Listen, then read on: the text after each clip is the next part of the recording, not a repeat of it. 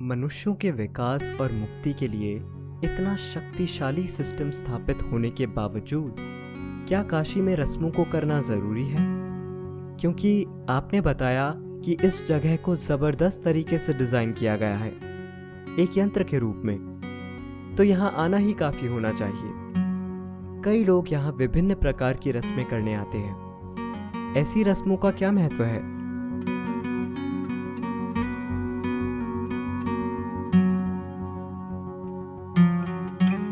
काशी रस्मों से भरी हुई है। यह अनुष्ठानों का केंद्र रहा है। भीतरी प्रक्रिया करने से ज्यादा भरोसेमंद कुछ नहीं होता। वो सबसे अच्छा तरीका है। तो एक प्रक्रिया में दीक्षा मिलने के बाद आपको उसी पर निर्भर रहना चाहिए। ये चीजें इसलिए बनाई गई क्योंकि ये जनता के लिए हैं। उन्हें खुद के साथ कुछ भी करना नहीं आता, पर वो इतना जानते हैं कि कुछ करना जरूरी है।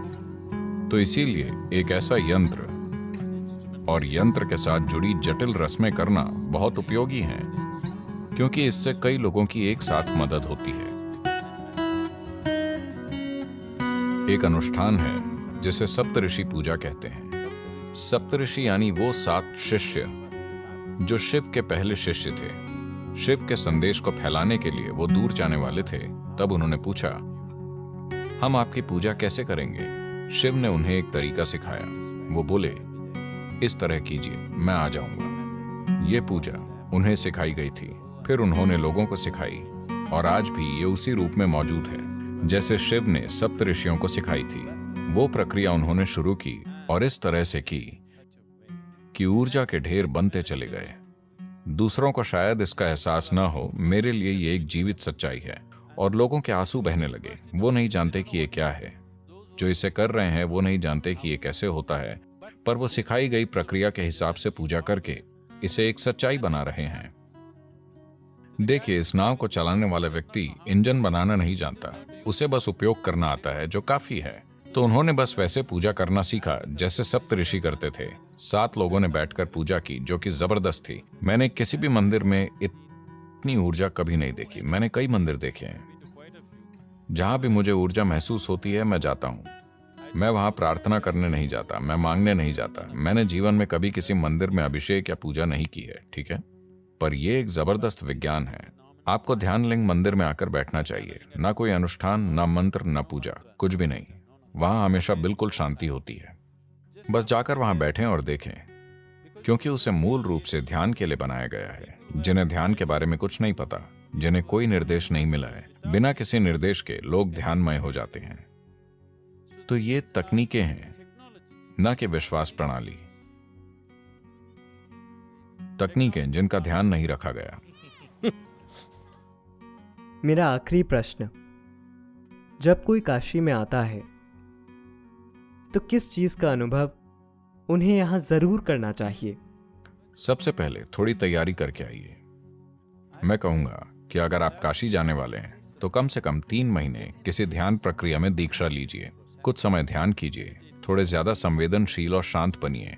अपनी सारी मान्यताएं घर पर छोड़कर आइए। अपनी सारी मान्यताएं घर पर छोड़कर आइए। धन्यवाद, धन्यवाद सद्गुरु। ये दुनिया की सबसे जटिल और रिफाइंड मशीन है। ये काशी है। ये अद्भुत है कि किसी ने ऐसी जगह बनाई। इसे बहुत बुद्धिमानी और काबिलियत से बनाया गया है। इसके पीछे दृष्टि और करुणा ये है कि ये सभी के लिए उपलब्ध हो। इसीलिए हम उन लोगों को नमन करते हैं। दुनिया को इसी की जरूरत है, ना कि कट्टरता, फिलॉसफी या विश्वास प्रणाली की। इंद्रियों से परे जाकर उस चीज का अनुभव करने की क्षमता जिसे फिलहाल परे की चीज माना जा रहा है। यही अकेला तरीका है जिससे मनुष्य जानेगा और जिससे मानव चेतना का विस्तार होगा।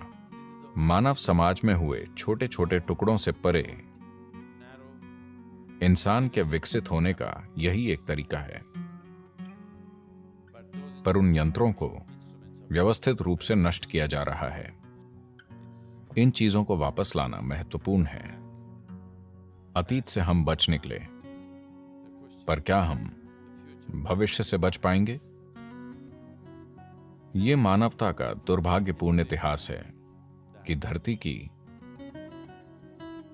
सबसे महान चीजें नहीं बचती, सबसे भद्दी चीजें बची रहती हैं। जब तक कि समाज और लोग उसकी देखभाल और पोषण न करें। यह बहुत महत्वपूर्ण है। यदि आप एक सुसंस्कृत समाज चाहते हैं कल हमारे बच्चों और उनके बच्चों के जीने के लिए, यदि हम समाज में अच्छी संस्कृति चाहते हैं तो यह बहुत जरूरी है कि हम आसपास मौजूद संस्कृति का पोषण करें, वरना भद्दी चीजें वैसे भी हावी हो जाएंगी। भद्दी चीजें आसानी से प्रकट हो जाती हैं। संस्कृति को प्रकट करना बहुत मुश्किल है क्योंकि यह हजारों सालों में विकसित होती है। तो यह हमारी पीढ़ी की जिम्मेदारी है कि हम जीवन के सूक्ष्म पहलुओं को सामने लाएं और किसी तरह उन्हें जीवित रखें जितना हमसे हो पाए। हम एक और काशी नहीं बना सकते, पर मौजूदा काशी को जितना हो सके उतनी अच्छी तरह से संभालें और ज्यादा साधन बनाएं जिनसे मनुष्य बड़ी संभावना से जुड़ पाए।